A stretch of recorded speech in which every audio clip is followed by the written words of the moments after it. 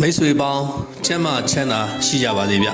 ကျွန်တော်တို့ရဲ့ဟိုးတုန်းကလက်ဖက်ဆိုင်နစ်စီကကြိုဆိုလိုက်ပါတယ်ဟိုးတုန်းကလက်ဖက်ဆိုင်ဆိုတဲ့အတိုင်းပဲအရင်တုန်းကလက်ဖက်ဆိုင်ထိုင်ရတယ်လို့မျိုးစိတ်ဝင်စားစရာအကြောင်းအရာရောက်တဲ့ရအကြောင်းအရာဘောင်းဆောင်ကိုမျှဝေပေးသွားမယ်အစီအစဉ်ဖြစ်ပါတယ်ဗျ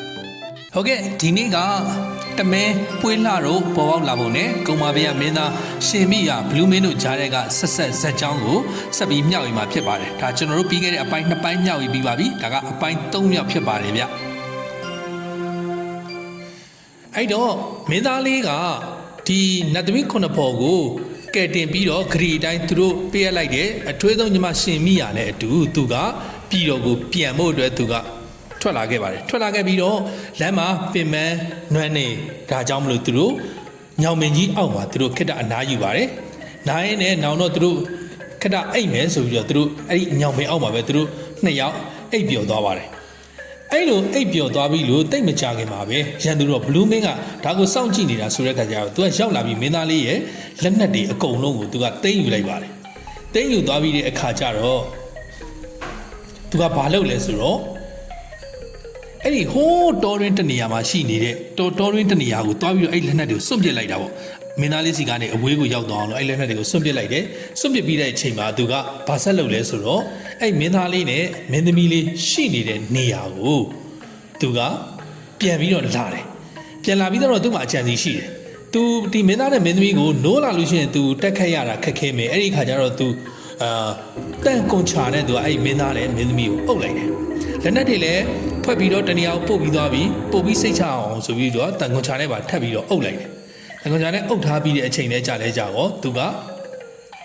ခဏအဒီအုပ်ပြီးထားခဲ့တယ်ထားခဲ့တော့မင်းသားကအဲ့ဒီအချိန်မှာသူကသတိရလာတော့သူတန်ခွန်ချာနဲ့အုပ်ခံထားရတယ်အုပ်ခံထားပြီးတော့သူ့ရဲ့နေရာမှောင်မိုက်နေတယ်အဲ့ဒါကြောင့်မလို့ဟာဒီနေရာကမောင်မဲလာကြီးလားမှောင်မိုက်လာကြီးလားဆိုပြီးတော့အဲ့နေရာကိုတဲ့နောင်ကြတော့တမဲကြီးရွာလို့ခေါ်တယ်လို့ဆိုပါတယ်အဲ့ဒီမှောင်မဲနေတဲ့နေရာမလို့တမဲကြီးရွာလို့သူကအဲ့ဇလန်းချောင်းရဆက်ဆက်တယ်လို့ခေါ်ပါတယ်ဒါကကြတော့အခုကျွန်တော်တို့လေအဲ့တမဲကြီးရွာကိုအဝင်နဲ့လမ်းတနေရာပေါ့မြစီဒီလားအဲ့ဒီဘက်ကိုသွားတဲ့လမ်းလေးအဲ့လမ်းတိုင်းဝင်သွားလို့ရှိရင်အခုဒီမှာဒါဇေဒီတော့ကြော်ပြီးဟိုဘက်ကိုဆက်ဝင်သွားလို့ရှိရင်တမဲကြီးရွာကိုရောက်တယ်ဒါကျွန်တော်တို့အဲ့ဒီဇလန်းနဲ့ဆက်ဆက်နေတဲ့နေရာလေးကိုရောက်တဲ့အခိုက်မှာမှတ်တမ်းတင်ထားတာဖြစ်ပါတယ်အခုဒါကပြီးတော့အဲ့ဒီတမဲကြီးရွာမှာရှိနေတဲ့တောင်ရုံးမျိုးတွေအဓိကနေတယ်ပြီးတော့ဒီမှာကလေတီဟိုနိုင်ငံကနေပြင်ပင့်လာတဲ့ဒီပြစ်စလုံးဟာနဲ့စင်စွယ်ရက်တောင်ပါတဲ့အခုထိအဲ့ဒီမှာရှိသေးတယ်လို့ပြောတယ်ဒါကကြာကျွန်တော်တို့ဒီဇလန်းချောင်းဆက်ဆက်ပြီးတော့ဒီဇလန်းတောက်လျှောက်ဖြစ်ခဲ့တဲ့နေရာတွေကမြင်ကွင်းနေတဲ့ဒီအချောင်းရာတွေနဲ့ကိုဆက်ဆက်မြောက်ရတာပါဒါကအဲ့ဒီမှာရှိနေတဲ့နာမည်ကျော်ရှေးဟောင်းစီတော်ဖြစ်ပါတယ်ပြီးတော့အဲ့ဒါနဲ့နောက်လဲကြလဲကြောအဲ့ဒီမင်းသားလေးကသူဘာလို့သွားသတိရလဲဆိုတော့ငကားမင်းကသူ့ကိုပြောထားတယ်အကူကြီးတောင်းဖို့ဆိုအဲ့ဒါနဲ့သူမြေကြီးကိုပုတ်ပြီးတော့ငကားမင်းကိုလှမ်းပြီးတော့အကူကြီးတောင်းလိုက်တယ်တောင်းတော့ငကားမင်းကသူ့တောင်ဆွဲထုတ်တစ်ခုပေါ်မှာသူအနားယူနေတာအနားယူနေတဲ့အချိန်မှာပဲသူတို့ရဲ့ဟိုညင်နေပေါ့လေသူကအဲ့ဒီအတန်ကိုသူကြားလိုက်တယ်ဟာဒါဆိုလို့ရှိရင်တော့မင်းသားလေးဒုက္ခရောက်နေပြီထင်တယ်ဆိုပြီးတော့သူကအဲ့ဒီမင်းသားလေးရှိတဲ့စီကိုတွားဖို့အတွက်သူလှမ်းကြည့်ပြီးတော့သူတောတလျှောက်သူထွက်လာတာပေါ့ထွက်လာပြီးတော့အဲ့မှာဘာလို့အရင်ဆုံးတွားတွေ့လဲဆိုတော့မင်းသားလေးရဲ့လက်နက်တွေကိုဘလူးကစွန့်ပစ်ထားတာကိုငကားမင်းကအရင်ဆုံးသူတွားတွေ့တယ်ဒါကိုတွားတွေ့တဲ့အခါကျတော့သူစဉ်းစားလိုက်တယ်ဒါဆိုရင်ဒီလက်နက်ကိုအရင်ရှူပြီးတော့မှမင်းသားစီကိုသူတွားတာပို့ပြီးတော့အဆင်ပြေမယ်ဆိုပြီးတော့ဒီလက်နက်တွေကိုသူမြေပြင်မှာဆင်းပြီးတော့သူအကုန်လုံးယူစရာရှိတာကိုယူပြီးတော့မှမင်းသားလေးစီကိုသူတွားပြီးတော့မင်းသားလေးကိုကယ်မယ်ဆိုပြီးတော့သူအဲ့ဒီမှာရှိနေတဲ့တန်ကွန်ချာကိုသူကဖယ်ရှားပေးလိုက်ပါတယ်တန်ကွန်ချာလည်းဖယ်ရှားပြီးတော့လက်နက်တွေကိုဘယ်ကရလာလဲလို့သူကမေးလဲမေးရောအဲ့နေရာကိုပြောတော့ဟာတဲ့တအားဝေးလာပါလားတဲ့အလုံးဝေးလာပါတကားလို့ရည်ရွယ်ပြီးတော့အဲ့ဒီနေရာကိုပွေးလှလို့ခေါ်တယ်ဆိုပြီးကြေးရွာလေးတစ်ခုဖြစ်လာပါတယ်ဒါကပွေးလှကြေးရွာရဲ့အဝင်လမ်းဖြစ်ပါတယ်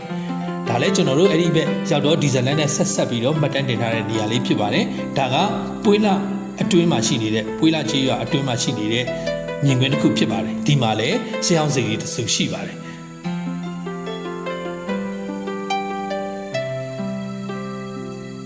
ဒါကကြတော့အဲ့ဒီပွေးလှမြို့လို့ခေါ်မလားရွာလို့ခေါ်မလားကျွန်တော်တို့မှားပါဆိုလို့ပါအဲ့ဒီထိပ်မှာရှိနေတဲ့ပွေးလှကန်မှာသူကစိတ်ဝင်စားဖို့ကောင်းတာကဒီနေရာကလေပင်လယ်ရေမျက်နှာပြင်တဲ့အမြင့်ပေ4444ပေရှိတဲ့နေရာလေးလုံးအဲ့ဒါနဲ့ပဲထားပါတော့နောက်တော့ကျွန်တော်တို့အဲ့ဒီမင်းသားလေးနဲ့ရှင်မိယာနဲ့ကသူတို့အဲ့ဒီထွက်လာပြီးကဲပြီးထွက်လာအောင်လမ်းမှာတခါနဲ့ဘလူးနဲ့တွေ့ရောဘ ဘလူးကသူကအပိုင်မဲသူပြန်လာတဲ့အချိန်မှာမင်းသားလေးကအဲ့ဒါနဲ့ဘလူးကိုသူ့စီမှာရှိတဲ့လက်နက်နဲ့ဘလူးနဲ့တိုက်ခိုက်ကြတာပေါ့ဗျာ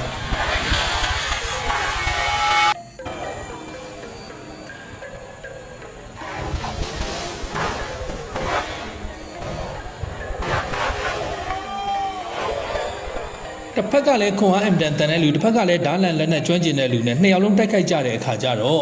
အဲ့ဒီမင်းသားလေးကလည်းတင်ငယ်စောနဲ့မျောသွားတာပေါ့အဲ့ဒီအခုနဘလူးကကြတော့ဘာဖြစ်သွားလဲဆိုတော့တေပြီးသွားတဲ့အချိန်မှာဥပပပရိတန်ဒီနဲ့သူက